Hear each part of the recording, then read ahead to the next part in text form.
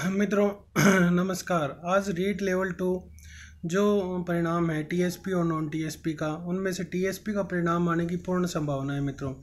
परंतु इसका महत्व क्या है, ये चीज़ मायने रखती है मित्रों। जो नॉन टीएसपी की जो मेरिट है वो टीएसपी की मेरिट पर निर्भर करती है। आप जो टीएसपी की मेरिट होती है उसके आधार पर आप अनुमान लगा सकते हैं कि इतनी मेरिट जा सकती है, क्योंकि पिछली बार जब 2016 की जो टीएसपी की मेरिट आई थी वो 60% थी इंग्लिश की। तो उसके माध्यम से ये पता चल गया था लोगों को कि भाई जो है वो इससे ऊंची ही रहेगी। चाहे वो पहले तो ये सोच रहे थे कि टीएसपी की मेरिट शायद रहेगी 55 और 56, 257 के लगभग, परंतु टीएसपी की मेरिट 60 गई। उसके माध्यम से हमें पता चल गया था कि भाई ये मेरिट अब तक 60 या 60 से अगर टीएसपी की रही है तो 65 नॉन टीएसपी की जाने वाली है। तो मित्रों इसी तरह जब आज जो टीएसपी की मेरिट अगर एरिया की जो भी किसी भी सब्जेक्ट की आ जाती है तो उसके आधार पर अपन सही तरीके से मेरिट का अनुमान लगा सकते हैं। जिस प्रकार की कोई भी विषय हो, एसएसटी हो, साइंस हो या फिर अन्य कोई विषय हो, संस्कृत विषय हो, किसी भी मेरिट अगर किसी की भी आ जाती है तो उसके माध्यम से हम अनुमान लगा सकते हैं। तो मित्रों जो पहले के अनुमान थे और अब के अनुमान हैं वो इस मेरिट पर निर्भर करेंगे कि किस प्रकार ये टीएसपी की मेरिट रहती है।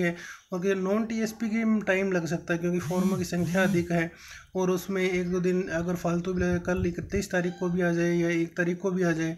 जैसा कि उपेन भाई ने कहा कि फॉर्मों की संख्या ज़्यादा है, वो डाटा थोड़ा 1 दिन या आधे दिन थोड़ा लेट पहुंचा, तो आज नहीं तो कल 31 तारीख को या फिर 1 तारीख को ज़रूर 2 तारीख तक मेरिट सब विषयों की सबके सामने हो जाएगी।